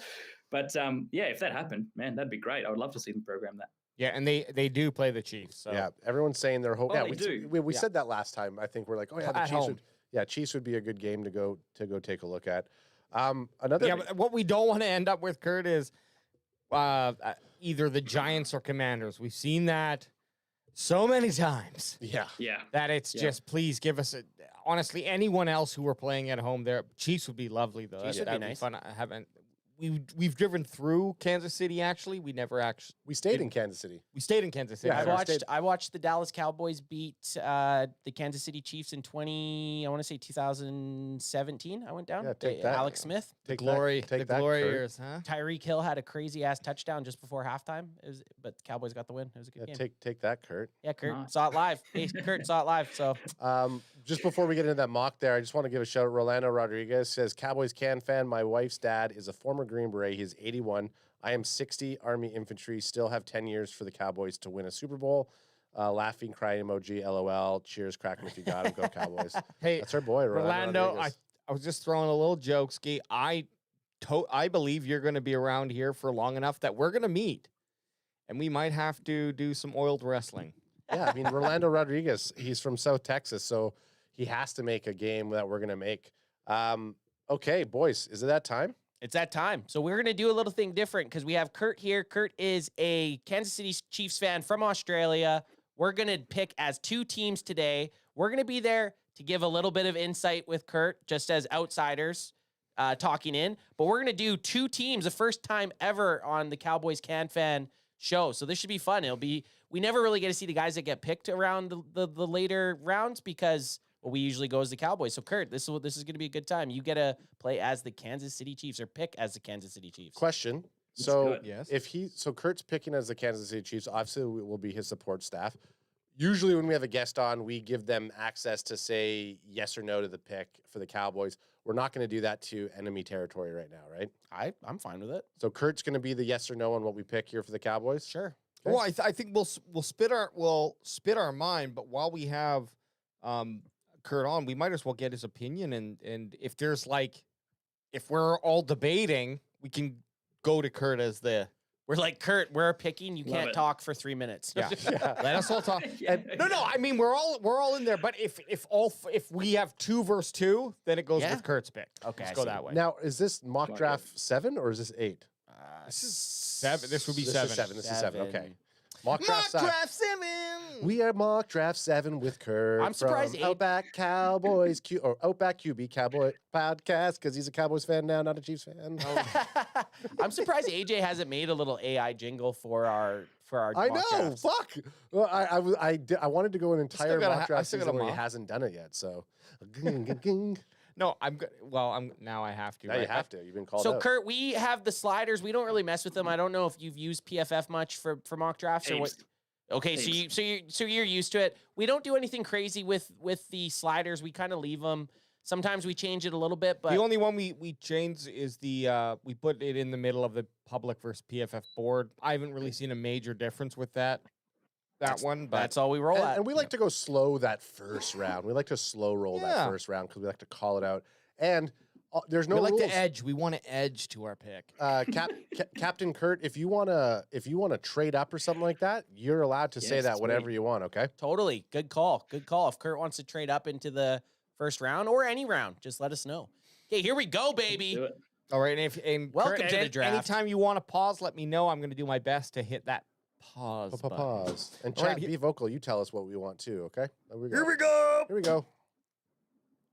Oh my God. We're into it. We're into this shit. Travis Hunter goes number 1. for the Travis Hunter Titans. goes number 1 to the Tet McMillan number Wow. 2 to the Fuck. Whoa. See the Browns. They're just unruly. Yeah, that's Mason Graham makes sense. Abdul Carter 4 is insane. I don't think he makes it. Genty to the That's the Who are first the I've seen it. QBs? Yeah, Yeah. the QBs are slipping, man. Where are the QBs? Will Yeah, Campbell. and there's Warren taken by the Jets. Will Johnson, cornerback to the Panthers. Oh, this is not Mike good. Green, edge from Marshall to the Saints. Jihad Campbell, linebacker, Alabama to the Bears. And then Jahdae Barron, cornerback from Texas to the shitty-ass San Francisco 49ers. Did no one take? No quarterback gone, man. Which is that's not going to happen. It's not going to. It's impossible. It's impossible. Someone's taking Cam Ward. It's because he's dropped down on, but his ADP is 3.2, so he is getting taken a Yeah. lot higher. So We play where we lie. We play where we lie. Okay. All right, guys, we've done this before, this song and dance. I think the wide receiver is the strongest option. Is it Burden or Well, it ain't, I'm not going to be fighting for Restrepo this draft. That's for sure. Yeah, he ran slow. So what are we? This is before you even talk names. You got to talk position. Wide receivers where we're set because Genty's gone. I think We're we got to there without the running back. I mean, we could go Hampton. See, I'd rather. I think if I'm talking here and thinking player, I like Hampton at 12. Honestly, I do. I'm not upset with it. I like running back, but the issue is we did talk about Restrepo, and you had Jaden Higgins and Restrepo in the second round for wide receiver, right? Yeah. Restrepo's out of there now. He's not going to be a second round pick. So that makes your wide receiver top 64 picks. There's very select few. So you're going to get a running back in the second, third round. I agree. You might not get a good wide receiver. So I think it's wide receiver. So we'll ask Kurt. Kurt. What's your analysis? Well, I want to there? hear for Kurt, like out of these receivers that are on the board, if you had to pick a receiver out of Luther Burden the third, Mika Ibuka, and Matthew Golden, who would be the guy you took and why? I personally like Ibuka, not based on much, just instinct from the little bits and pieces I've seen him play. Doss on our podcast is a huge Matthew Golden guy. He thinks he's almost as good as Tet. So that's, I trust him. I trust Doss. But I do want to ask you guys a general question. What's your strategy with the O-line and the trenches? Are you sold on wide receiver now, or I'm do worried you think you go trenches later? I'm worried that if you don't go a premier wide receiver right now, the Cowboys have been in this weird perpetual state where they need a wide receiver too. Since you had Yes. Amari Cooper and CeeDee Lamb together, you haven't seen CeeDee Lamb have that true wide receiver too since he's kind of started taking over. I think this offense would flourish very nicely if they could complement CeeDee Lamb with another wide receiver. The offensive line may it be not as great as it was in past years. They still have guys that are going to battle for guard. So I do think offensive line is a need, but I would like to take a premier wide receiver over possibly a Kelvin Banks Jr. I mean, Membu is another guy that you could take, and he would probably start right away for the Dallas Cowboys. Yeah. He's the best guard in the draft, and he would start instantly. And actually, he's fallen he hasn't fallen this far in a lot of our other drafts. So this could actually be a pick. This could be a sway pick, I think, here. I mean, if Membu's available, he is that. Well, because they have him a tackle, but I'm pretty sure he's gonna play guard in the NFL is what I thought I was reading. My biggest, I think that if you're not going to get a wide receiver in this first round, then you're kind of just looking for a guy who's got size or speed or something later on, because it really drops off. If Higgins isn't there in the third round, it really starts to drop off. On the other hand, I'm a big believer in if you build a strong offensive line, it's going to improve the wide receivers that we currently have on the team. So I'm also not against Membu, and I'm kind of leaning towards it just for the fact of it sucks because he's not necessarily a quote-unquote need, but any team in the NFL could use a solid tackle, line. left tackle, right tackle, guard, whatever it might be. So we've got some good pieces on the O-line. It's certainly not how it has been in the past, but if you add another piece, I'm just wondering, if BB takes the step this year, does that kind of give us those 3 studs? I'm always looking for if you got 3 studs on your O-line, they're gonna carry the weight for those other 2 guys. Who are the 3 studs that you have, though? Well, you're hoping Guyton and BB come together, and then Tyler Smith. Oh, I don't. Okay, I didn't know you were saying both of them. I think if you get one Guyton or BB, I don't think you're getting both of them as being studs. Right, sorry. If one of those are studs, and you have Tyler Smith, and then you draft a for sure stud, and just fit him in there, now you've got 3 studs on the line. We're talking studs, not studs as in building, but studs as in the human male physique. Yeah, just the real studling. studs. Well, bring him on. So, We've never drafted Membu. Fuck it. I think it fucks it up a little, but I do. Let's get it. I like bring him on. Welcome to the team. Yeah, see, we're not even going. Kurt, are you completely against that, or do you kind of like it? No, to be honest, I mean, it's the less sexy pick, but that's sort of what I was suggesting. I was saying, do we think about Membu just because of the Guyton year 1 and all those sorts of things? So I will fucking boo this pick if it happens. But welcome to the team, Arman Membu. Let's go. Welcome to the team. All right. Okay. All Holy right. shit. It just picked the Cowboys one. Okay, here we go. We're going down. Kenneth Grant's going. Let us know if you want to hop up. Starks is gone. Who are you kind of targeting? What are you wanting to go here? You're just going to wait to see what's on the board? He said defensive tackle. Right. Yeah, I wasn't listening, DT or something on the O-line. So Abuka gone, Pierce gone. Abuka went to the Bengals, so they have 3 premier receivers now. Unrealistic. Very unlikely. Well, there's Nolan gone. Walter Nolan to the Broncos. Cam Ward finally to the Steelers. I'm just going to let it ride. See what's there at 31. I like it. Hey, looks like you guys are picking Shadur Sanders. I'll pick up the pace a little here. Matthew Golden gone. Jalen Walker to the yeah, okay, so we got some speed picking up. And here we go. There's Hampton went at 29. No, and Ballin and Burgundy is in the house in the chat right now, too, and they just picked up fucking Amari and Hampton. Congratulations. Fuck you, Ballin and Burgundy.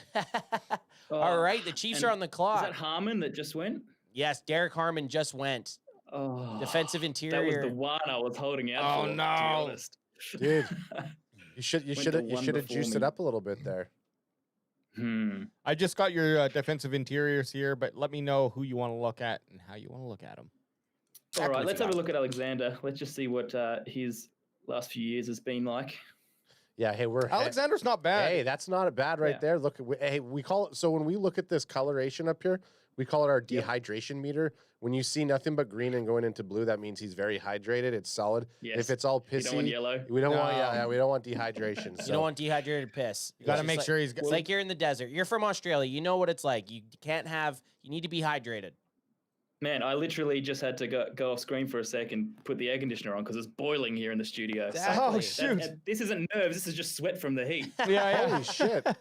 No, well, hey, it's a big pick here. So Alexander, 6'4", 310 pounds, also has the last name, and we share. I have the same first name, so I'm into this guy. But he's from Toledo. Is that like a knock? It could be a little bit. Wasn't Quinion Mitchell from Toledo? Yep. Ballin and Burgundy podcast says Darius Alexander and Chris Jones would be very good in Kansas City. Those are boys from. Yeah, I do. So I do feel pretty happy with that. Can we just check the O line? Offensive line. See what guards and tackles are available. Absolutely. And I don't know if you ever need to just have a look at a guy. We use Draft Buzz, so if you want to look at him, just to have an optical. And we're not talking about stats. Yeah, we're talking literally. We're very judgmental. We're very judgmental by looks. Let's do it. Okay, didn't you say there was a quarterback who looks like a serial killer, and that's why you didn't take him as your QB2 the other day? Kyle McCord. Kyle McCord That's is one of those guys. Looks like he'd do our taxes and then slit our throats. So Darius Alexander kind of gives me a DeMarcus Lawrence kind of vibe going on. Yeah, he looks. I was thinking that. He looks quality. I mean, look, there's a lot of dehydration, but then you got in key areas, the 40, the broad, and his span are all quite in that upper percentile. His arms, even though they have him in kind of a dehydration state here, maybe second day of the festival, he's got 34-inch arms, so he's not under. Those arms are not. I think he looks under. He looks pretty good, man. Honestly. All right, let's do it. Darius Alexander looks nice. D-line. Bring him in. Darius Alexander, welcome to Chief Kingdom. Chief Kingdom. Ding ding ding ding ding. You're right here. I'm here. All right. Well, now we're counting out the next pick. Oh, Sanders to the Giants. Sanders finally goes to the second round. They got him in the second round. That'd be huge, hey? Bastards. I laughed saying I hope they took him, and then they got him in the second round. All right, the Dallas Cowboys are now up on the clock, picking their 44th pick, and a guy that we've taken quite a bit, Jaden Higgins. If you're going to go wide receiver, guys, I know I was kind of trying to get wide receiver in first round, and our guest swayed you guys. Yeah, he did. Right away from the wide receiver. He's trying to fuck us here. Yeah, I think so. He doesn't want us to get any of the good wideouts. But in my mind, Jaden Higgins is a knockout pick here, and I think you guys know why. He's the only big fast wide receiver that's left in the next 2 rounds. Yeah, 6'4", 215. We've taken him a few times, but I think just for the fun that what we're trying to do here with 2 teams is interesting, and also taking the tackle.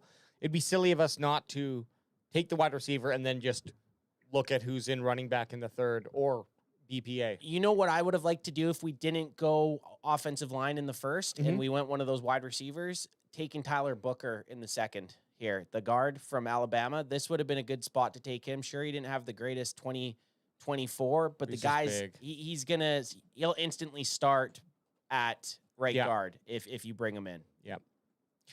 Okay, well, let's go ahead and make the pick. Jaden Higgins, wide receiver. Welcome to the team. Yeah, we're going to make it easy. We're going to bring it. We didn't ask Kurt, but Kurt, we were sold on wide receiver here. We needed to. You weren't swaying us, but I'm interested now because we don't really get to see what players go at this point. Like I was saying earlier before we joined the draft. So Kurt's going to have his second pick coming up at 63, and it's saying your guys' needs are guard, tackle, and defensive line, and you've already addressed the defensive line. So what do you think you're looking at with your guys' second pick?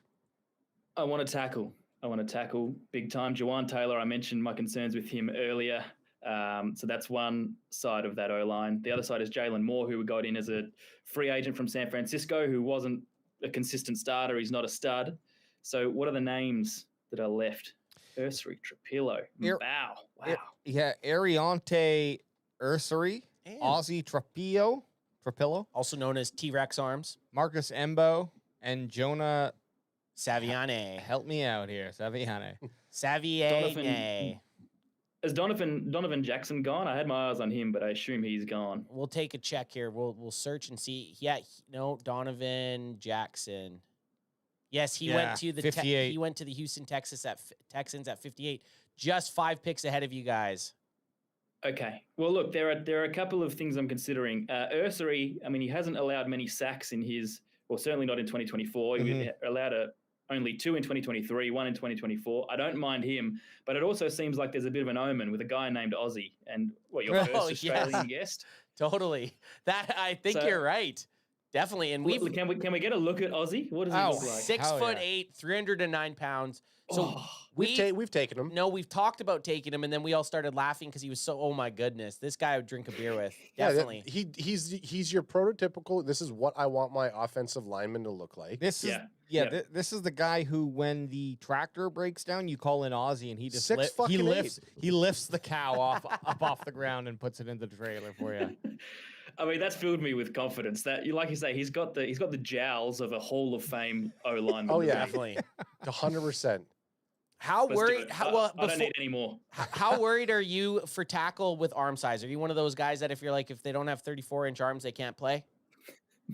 No, I'm not. Okay, and he's got. Oh no, it's red. He's got 30. He's got 33. We didn't take him because of his T-Rex arms. Well, because we said he's 6'8". Yeah, 6'8", and hey, I'm a T-Rex. Oh yeah, wow. Yeah, but is he gonna just be so fucking like those are gonna be little pistons? I'm like an inline 8. Kurt has to take him. The guy's name's fucking Ozzy. Like Ozzy. Just to give me some confidence, does it say anything about whether he knows the rules of where to line up on the O line? Does it say anything? Oh yeah. Well, let's give a strength and a weakness. We'll give a strength and a weakness. Let's do it. Okay, so uses his massive frame and masterfully in pass protection, creating a gravitational pull that forces edge rushers to take a wider angle and expand their arc unnecessarily. Okay. So it doesn't sound like the guy has T-Rex arms there. And his one weakness, struggles to consistently play with proper pad level due to his height, because he's a tall motherfucker, allowing technically sound defenders to get under his pads and compromise his base. They're reaching. Ozzy's the man. Yeah, let's get him. Bring him on. I like it. I like that confidence there. Ozzy goes to the Outback QB Podcast, baby. Let's shit, go. look at you. You're right back on the clock. You're right back on the clock. Snake draft. Man, that's very snake draft. That's dope, actually. Yeah, that's sweet. You're just while you're thinking here, Kurt, the fact that you get 2 later round picks, but then get this early third. Oh man, and Travion Henderson sitting right there. I don't know. I don't know if you guys need a linebacker. That is very tempting. Well, so we've got your picks. Got, Pacheco, who really struggled in the playoffs and was nowhere in the Super Bowl. I think it was 16 total rushing yards for the team, maybe even including Mahomes. No, Mahomes had 15, and the rest of the team I think had 16 or something crazy. There you go. Something stupid. Right. Yeah, fucking. And then we brought in Elijah Mitchell as the backup running back, which when he's on the field he looks cool, but he's never on the field. So. I think that's an answer. I mean, too. we're not going to get a chance to take him, so I don't mind you taking Travion Henderson here. I don't. What are some other needs besides maybe running back that you're looking at? Well, we can always use help in the secondary alongside McDuffie, but can we have a look at Mason Taylor, the tight end there, just to see what his stats are like? Yeah, fairly average, but we're looking at size 6 foot 255. He's a size guy though. He's got nice size. Another rule that we have, he has a pretty good drop rate. It's only 1.8. The thing that we also have here on CanFan when we're mocking is as long as they come out on an upper swing and they don't degress in their years, it's not bad. So even though he had some shitty dehydration those first couple of years, he kind of comes up a little bit out of that. He looks like he's progressing every single year. He had he only had 6 touchdowns in all of college. 1.8% drop rate. And we don't want a blocker. We need a guy who can emulate Kelsey the production. Leave the tight end 2 and 3 to do the blocking. Yeah, exactly. Yeah. He's got wheels though. He runs a 4.64 at that size is quite nice. Faster than Restrepo. 6'5", 251 and a 4.6. Like, that's pretty fast. You know what? But you said Henderson, and I can't get that out of my head now. Good running back, good program. We need it. I think we go there. Yeah, nice. That's a solid pick.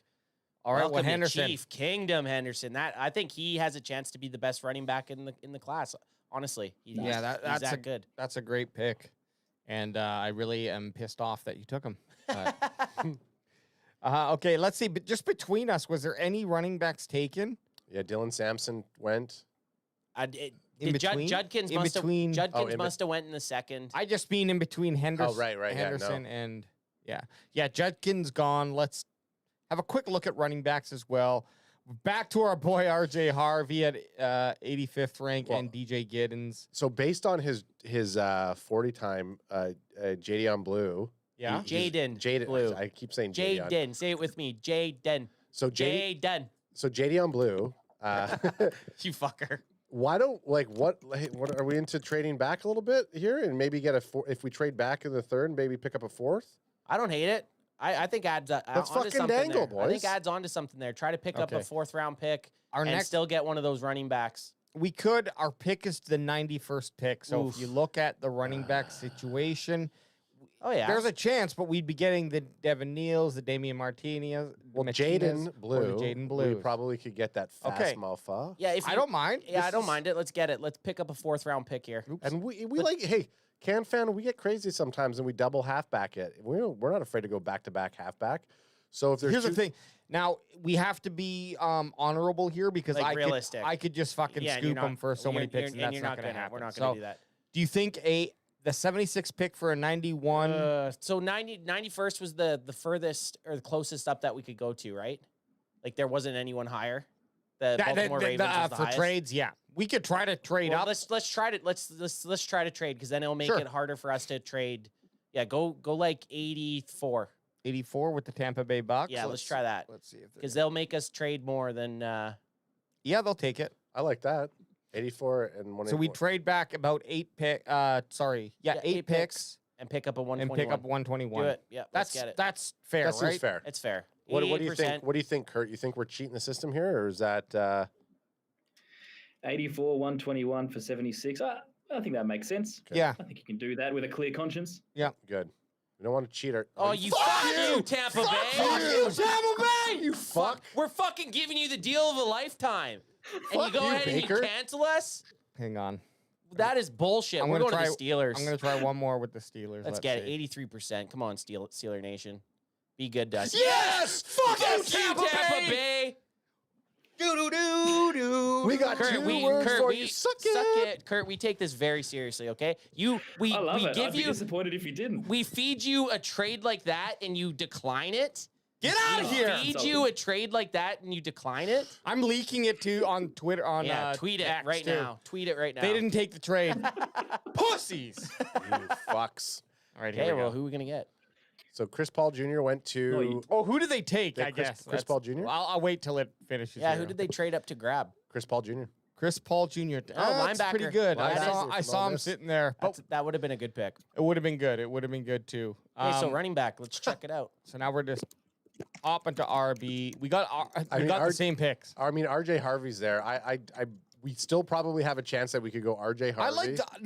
We made the trade for Jaden Blue. Let's stick to our guns. Let's pick. But we could get him in the fourth. Oh, yeah. okay, I'm you're saying take him in the Take, fourth. take him in the fourth. Okay. Because that's what we made the Okay, trade yeah, to yeah, yeah. get. So to you're get saying that pick. I was thinking RJ Harvey and Jaden Blue go back to No, back. I don't want to do that. Let's. Hey, don't- I wouldn't I mind thought that. this was I thought this was a safe zone. It's a safe zone, but you can get Ollie Gordon or someone in later. Okay, hey, now you're speaking No, my name. I, Now know, you're I knew I just had to say Ollie Now- Gordon too. Here's the only thing: is we just have this edge Elijah Roberts and the safety Kevin Winston Jr. And then you start getting into tackles and halfbacks, and so it's and I'm wide not. receivers. I don't mind taking Jonah here, or are we double? We don't want to double down on offensive line. So you could look at. Do we double down on wide receiver? That seems weird too. Ooh. We might have to just take Elijah Roberts. here, Elijah fellas. Roberts. 6'4", 295. It really comes down to His what does draft he buzz? look like? Super- What's his hair like? Super hydrated. Oh, yeah. Okay, Hey. 6'4", 285. Kurt, do you whatever. fuck- do you fuck Seven with and a the- half sacks, Kurt, baby. do you fuck with Elijah Roberts' look? Oh, he's to do it. Yeah, there we go. I love it. Miami, Florida, hometown. You know, not the best metrics, but when you come in here with that size, Well, and it looked like he progressed both seasons. I think it's a good. Welcome to the team. I think it's good. Welcome to yeah. the team. Look at that. He had well, it was his last 2 years. 11 he's just solid. or Did- 13 sacks in 2023. Did And well 8 in against 2024. TCU. Did well against TCU. Looks like he did well against Duke.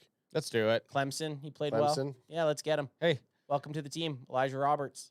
Welcome to the Welcome team, baby. Ow! And you know what? It's another freaking guy to look at because I never considered the Cowboys to be taking a defensive end just because you got Micah there, but in reality, you do need two. You do need to. Jalen Milroe just went. Okay. And now you got the Kansas City Chiefs on the clock, pick 95. Don't you fucking take our running backs again. Don't go back to back running back, okay? Kurt, I'm good. I'm good for running back, boys. I think I'm set. Yeah, I think he's set. sorted. Now, Yeah, you are. so I've got 95 here, and then I've got 133. Can we look at tight ends and see what's there? Because You're there's looking a at potential secret weapon in this draft called Harold Fannin Jr., and he's still there. Okay. Bowling Green. Look Speak at to that. me. Almost purple with how blue he is. Speak to me. 10 touchdowns. See, now we're talking. This guy had 17 touchdowns in his collegiate career. Now we're talking. Looks like he's going to stand on business Yeah. right now. He's the third ranked on Draft Buzz, by the way. Wow, that is a secret weapon. And on PFF, I don't know if you noticed, but he's the number 1 tight end in the country for the last 2 years. He was the number 1 at the position. Look at his So, yards. Jeez. 1,500 Look, you have yards. God damn. You have to take into account the opposition, obviously. That's one knock on his production. But I can't see those numbers and go past it when Travis Kelce's only got 1 more year and we don't know what he's doing. So, Kurt, he had a very nice game against Penn State. Like, if you're looking at And teams ATM. that he played, if you're looking at teams that he had to, Dog up against? he dogged up. So, Fuck. and I talked him up on our show the other day too. So I can't go past him. I think we need a ticket. yeah, take it. That's and this is right around where he's being taken. And this guy could be fun to watch. Could be a secret little gem hiding in the 3rd round. So we're taking Harold Fannin Jr. From Bowling Green. Welcome to the Chief Kingdom.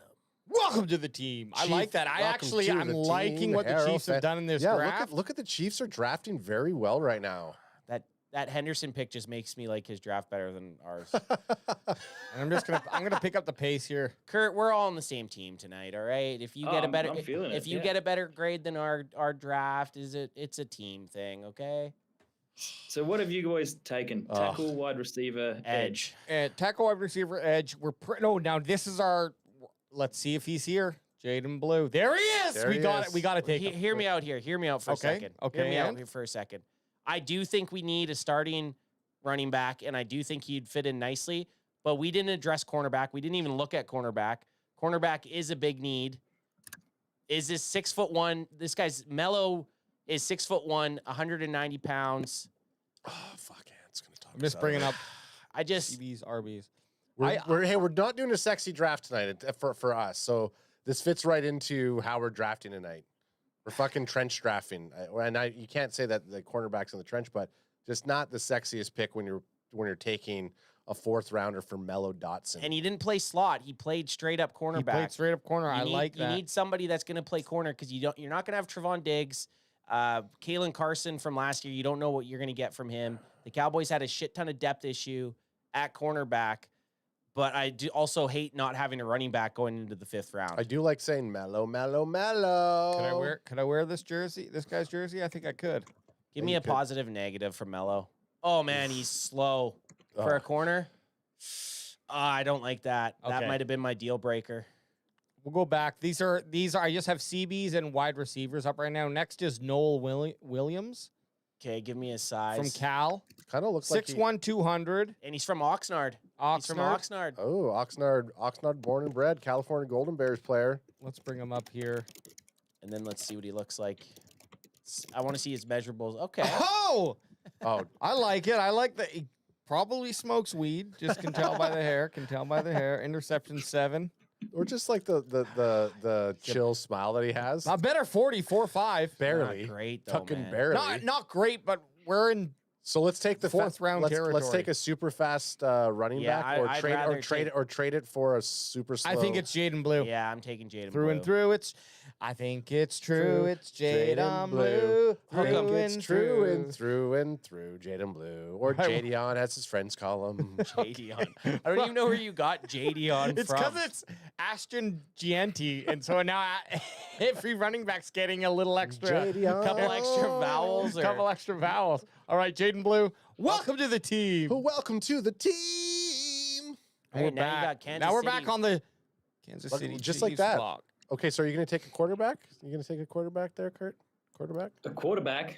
Well, we got Gardner Minshew. If we didn't get Gardner Minshew, I mean, Riley Leonard would be a very nice QB2 if Mahomes had a catastrophic injury. Totally. But no, I'm not going to do that. Okay.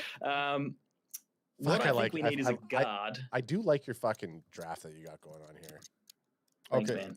It's going well, and let's not lose the plot in the last 4 picks. No, No, this So- is where you need to All dog right. it up here. These are some trench picks right now. This is championship picks right here. You get 1 or 2 starters this late. How's your center?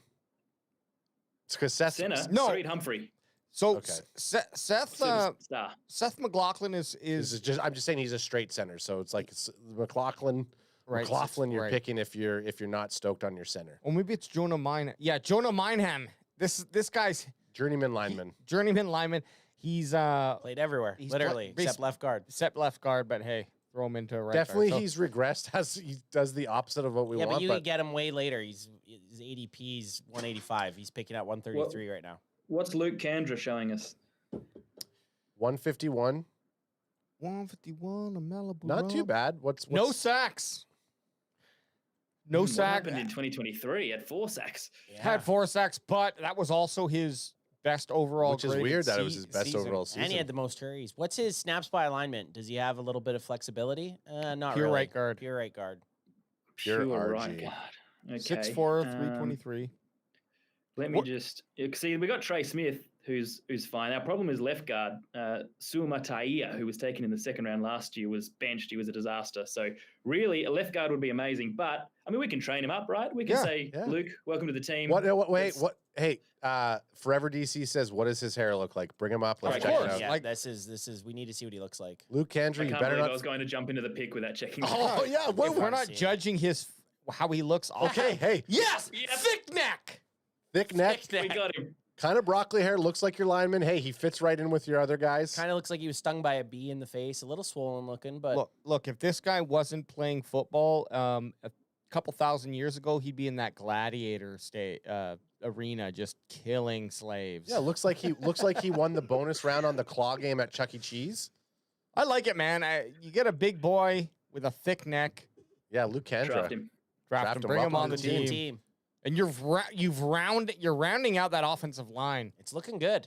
And he's got his new stud running back. Like, Oh, fuck. Yeah. Kansas City again? Oh, how's your guys' linebacker? Kaiser, Ansa Kaiser. I'm a Go big ahead. Jack Kaiser guy. Crack me Crack me if you got him. If you got him. Big Jack Kaiser guy. If you need a linebacker, Linebackers aren't bad, really. I mean, we've got Nick Bolton, we've got Drew Tranquil, we've got Leo Chanel, who are all good. when but, are I mean, if their he's- contracts up? Good question. Off the top of my head, I don't know. But when you got a talent like Kaiser still there, and you guys love him, I'm a Oh, big Jack Kaiser guy. Ant has a boner for Kaiser right What now. did he in his college career? His last 3 years, he missed only 4% of his tackle Yeah, attempts. he's a dog. He doesn't miss I tackles. mean, and you can always get stronger at linebacker, right? Like Exactly. you're never done at linebacker. Like, and Ooh, you he could- looks more like a a CFO, like an accountant. 100%. very Kirk Cousins. No, esque. that's what he said. If there was a made-for-TV movie on Kirk Cousins' life, this Totally. is the actor that would play Jack Kaiser. Yeah. I feel like after the draft, Jack Kaiser is going to audit my draft. Yeah, or he's gonna get sued by Kirk Cousins for looking like an AI version of himself. to like his NIL. Jack Kaiser, like I said, you can always use special team guys too, and you're starting to get in the later picks. And if you have linebackers, a couple good linebackers that contracts are going to be up. Like Kaiser's not going to start for you, but maybe in 2 or 3 years, he's a smart player. He's a decently deceptively fast, and he has nice hands. Bring him I mean, interception wise. Hey, we just need someone to draft him. Yeah, I just wanted Jack Kaiser to be one of what. So I'm way on Kurt's draft compared to ours. Are Two you're- of my favorite players in the draft, Henderson and Kaiser. He got them both. Yeah, why don't you become a chief cuck boy, you fuck? Maybe I will. Wow. That had some hate behind it. That was hurtful. All right. So for the Cowboys, guys, we have we selected tackle, wide receiver, edge. Wait, halfback, did we linebacker. picked Kaiser? What the fuck? Oh no, is this bad? We picked Kaiser. Oh, he picked Kaiser. No. Did that fuck up? What happened You here? fucked up. Yeah, we did. That was the pick we got. Oh. Hey, I'll take it. Well, I'm sorry, guys. I'm Did you just sorry. did you just fleece us? Hey, I'm not mad. I swear I saw. And No, that's a great pick. I swear I saw Kansas you City. guys threw to me. Hey, guess No, what? that's a great That's pick. what. That's Well, what we hey, do. we were gonna take tease that ya. anyways. We tease you. Welcome to Guys, the I'm sorry. team. I'm so sorry. Well, for we the have three. confusion. We just have three No, picks, that's so all right. let's go quick. We got to Yeah. Let's go quick. Let's speed I'm these up. thinking I would either go this This is pure center. I like this pick. I'm McLaughlin. You guys have not liked McLaughlin ever, so we never take him. So I'm just saying. We're going O-line? Take it. Let's take it. Bring him on. Fuck him. God, you dirty. Pick dogs. McLaughlin. Let's go, Sethy boy. Welcome to the team. And then, we're back up again. Connor Colby. Yeah, guys, I don't pick till 2:26. Oh, yeah. Okay. So we got to speed this up. We're going to zoom through the 6'6", 310 guard. Are we going double offensive line? I'd rather see what's at wide receiver right now, to Wide be honest. receiver? Yeah, Okay. I'd like to see anything that sticks out here. Don't love it. Don't love any of it. Antoine Wells Jr. we could get later on. What Defensive tackle, maybe we could look at. There's just not a lot. Or even cornerback, too. There's not going to be much for cornerback here. Defensive interior. Tonka. There's Tonka and Tim Smith. These are our guys that we usually end up taking. Yeah.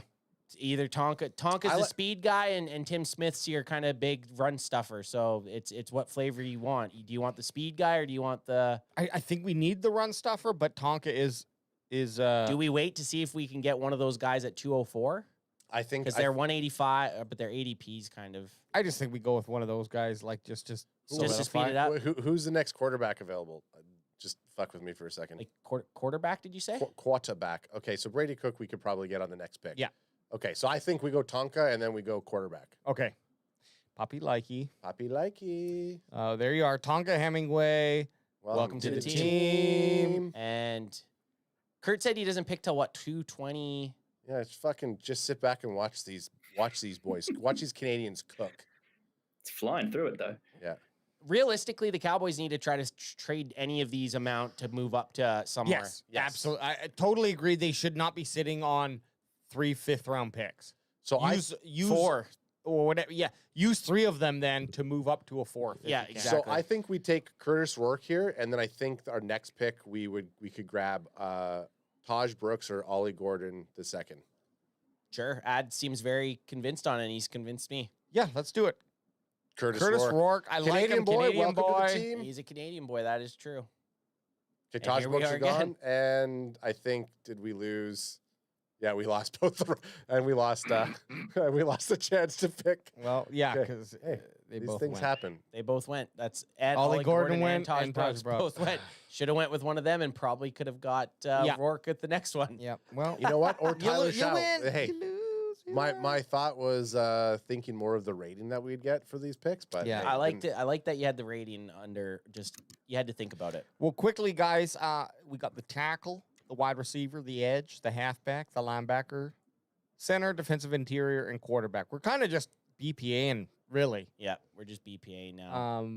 I wouldn't hate linebacker or defensive interior. Jay Higgins, we've taken him before. I like Jay Higgins. That we're doubling up on linebackers. I think Jack Kaiser and Jay Higgins both have the ability to be depth pieces.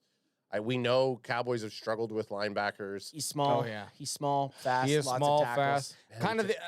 He's been our guy that we've taken a lot. Or we talked about him a lot. It's either him, well, all these guys. Jay Higgins, Chimmery Dick, and Dean Clark. I think either one of those guys I'm fine with. And just make a click. And we'll be supportive. Let's go Higgins. Let's go Higgs. Welcome to the team. Welcome to the team, baby. Boosh, baby. Okay, here we go, Casey. Okay. Now KC's on the board. Yeah, and they got 3 picks. Hey, deep finally. here. Yeah, now you got 3 7th-round picks. Jeez. Oh, man. So you guys don't. Hey, we should have. Guys, we missed out here.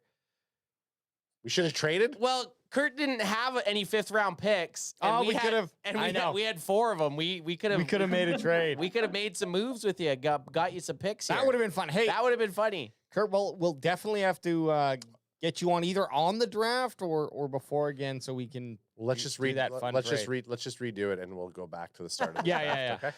Yeah, nice. Okay, cool. When you guys are up to like mock draft 21 or something. Yeah. So, Kurt, what are you thinking you guys need here now? These again are kind of just like you're deep in the draft, end of the draft now. What are you looking for here? Yeah, well, positions I haven't taken are safety, wide receiver, and edge, and we can use a little bit of talent there to top that up. I'm not sure how much is there though. And looking, I really don't want to ruin my rating now. Yeah, you got to. I think it's going to be rated well. You're going to have a really good rating. So now you're just with these picks here, you just want to maintain that rate. So this is what is this pick? 226. Ooh, RJ Mickens is right there. We've looked at him before. He's a decent player. I just pulled up your blue there. I pulled up your wide receiver safeties and edges here. So awesome. Yeah, this guy's got some moves. 6'10", or sorry, 6'10". Jesus. Jeez, he's a monster. Just stay on the stats there for a sec, AJ. Can he a you go Madden back to character? it? So he had 55 tackles. I'm trying to see interceptions. Doesn't look like he had any interceptions, but like he had a very interceptions on a safety's profile. No, they don't put it there. which is I know kind of it's weird. dumb. That's It's kind of dumb. strange. But 2024, a very solid year by him. He I plays, like it. He looks good for pick 226 or wherever we're yeah, at. plays boxing deep. Well, he's the one that we thought kind of looked a little cross-eyed, but not quite. Big vert, decent 40. He seems like he could be a little bit of a sleeper pick here. He has upside at this late in the round. There's some good upside. For a to him. 7th, need a backup safety. Let's do it. Okay. I Yeah. like it. Hell yeah. All right, RJ Mickens. Welcome to Chief King. Fix those eyes, kid, before you get on the field, though. I want to see him wear some Eric Dickerson goggles. That would be awesome. Okay, this is Cowboys. Oh fuck. This Look, is we're just looking for anybody. Hey, I wouldn't mind Marks? mind Woody Marks? another halfback here, Woody Marks. Jaquavius Marks, aka Woody Marks. 5'10", 208. I'll give you a quick little reminder of what he looks like. It's going to come up as Woody Marks. Yep, there it is. It's kind of a little shock to have a photo taken of himself. Good suit though. Yeah, nice Great suit. I do like it. Absolutely. Looks like very thick neck but narrow shoulders. Is that Totally narrow. Yeah, I thought the picture was cut off. off. I That's thought what it it was looks cut like. off, but I don't think Hey, it was. But is that because he's so slim he can squeeze through those? Just that giant neck is like It's eating like- his suit. I'm looking at you. Where the fuck are your shoulders? I think at this point it's like, where do we want to add depth? I wouldn't mind another. Yeah, get a wide receiver. halfback. pick another halfback. linebacker. Yeah, get a halfback. Get him in. Woody Marks, welcome I to mean, the we team. could have looked at some of those safeties there, but hey, I mean, they're probably still around. And this is our last pick. Our last pick. I'm just slowly scrolling. You see a name or Kyron Lacey, get him. Kyron Lacey. Yeah, wide receiver. Yeah, we Kyron looked at him. Lacey. LSU, Kyron Lacey. We're done boosting deal. him up, and now 2 more picks here for Casey. And then we're Kurt, this is your chance to try to beat us with the grade, but You got the Will dirt you picks. do it? Weiss Jr. Can we filter for wide receiver and edge again? Is that okay? yeah, of course it absolutely. is. Hey, it's your draft, baby. You can do whatever you want. Okay, Johnny- what have we Johnny got? Walker Jr., Oh, we Johnny will- Walker Jr. What a name! I know we wanted to pick him just for his name alone, and then we saw that his green Hang was on. there. Is that Missouri teammates in both of the positions I need, wide receiver and Yeah, edge? it is. On the next 2 off the board. Yeah. It oh is. my gosh! I think I have to do that, don't I? Yeah. I would do it. I think it's meant. 251, I think it's meant to be. 257. Oh yeah, Johnny. Johnny Do I Walker- try and get fancy and straight after this one trade into the next pick to make sure they don't? I would love get it. taken? I would love it. Okay, I Okay. like this. So you want to go back to back So- Tigers? So So slow down the speed. Yep. Take Theo Weiss, pause it, and I'll trade in to make sure I get I like Johnny it. Walker. I like it. I like this move. okay, this is intense for me. This Here is we go. intense. AJ, welcome to the team. You got to welcome him Theo to the Weiss, team. welcome you to got the pause team. it. Pause it. Plus, I Oh know my because God. they do that. They do that. Okay, but you did well. he's I did still well. there. He's still there. Actually, you could wait 2 more, but no, we're gonna trade up. You got just to. do You it. got to get him. And what do you want to throw in? And what do I 20 give? Anything. A Yeah, 2027. Yeah, do that. Offer trade. Oh yeah, you got him. Got him. And what position was Wide, it? wide receiver, wasn't it? No, he was edge. Oh, he was Johnny there. Walker. Johnny Walker, baby. welcome to the team. I like it. I like it. Kurt, Okay. we did it, and we appreciate you hanging Nice. out with us, man. And now we get to look at the most It's been exciting fun, part, boys. fellas. So we've never done 2. So does it just go the Cowboys? Okay, and then so who's first here? Yeah, so Dallas Cowboys. I'm just gonna rush to the end. yeah, just get through it. Y'all know what we drafted. We got an A minus. And you know what it was? Oh, it was that Jack Kaiser pick, Yeah, baby. baby, bring it up. It's a Canadian boy, Curtis Rourke, and the Membu ones, the double A's that got us that. Well, Roberts did it. Help. Roberts carried a little yeah, bit of weight Roberts there. did well too. Just download that. Download and now, that. Okay, and, let's see. and Here. this is the. Oh no! Oh I see some yellow. Oh, I see no. some- oh no! How could you give you a C plus? I mean, that's just. That's bullshit. That is bullshit. Oh, B minus. Oh, boo. But you know what? Looking at real quick here, Kurt. Looking at this draft, how are you feeling? I feel good. I mean, I love when I see a team pluck one player from every position they think they need, and I don't think I doubled up in positions, and I got some guys that I like. So let's roll with that. I can't believe Henderson's a C+. I know that's bullshit. It's the stupid. You go up a couple of spots and they. There's a chance he might not make it out. That's he what might I was even thinking. He gets drafted in the first round. He's definitely gone in the second. This is fun when we do these, and you can see. Okay, we got a C-, let's say, for this pick, and then if he goes like 20 picks up, and then he does he's massive that season, and you're like, okay, well, you fucking PFF, you suck. What's his third one here? Is it just both of our teams together, like side by side? No, that's the first. That's the first round. Okay. All right. Well, hey, shit, Kurt, we did it. We've drafted our next legends for each team, and it's 100% accurate. This is how the draft is going to go. We'll send you your. Yeah, we'll send that over to you. That you can post it. Please. So, Kurt, where can people find you and your guys' show? Yeah, look up Outback QB Podcast anywhere. We're on Spotify, Apple, everywhere you get your podcasts.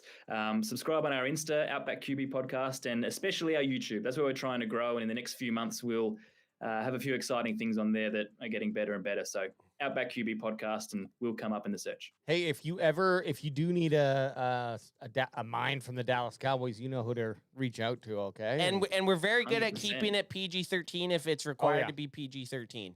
Yeah, we're not a bunch of no worries. Absolutely. We're not a bunch of fucking schmoes. We're not a bunch of schmoes. If we need to censor ourselves, we can censor ourselves. But if you know somebody who doesn't think we can censor ourselves, you can go tell them to go fuck themselves. Kurt's like, what the hell just happened?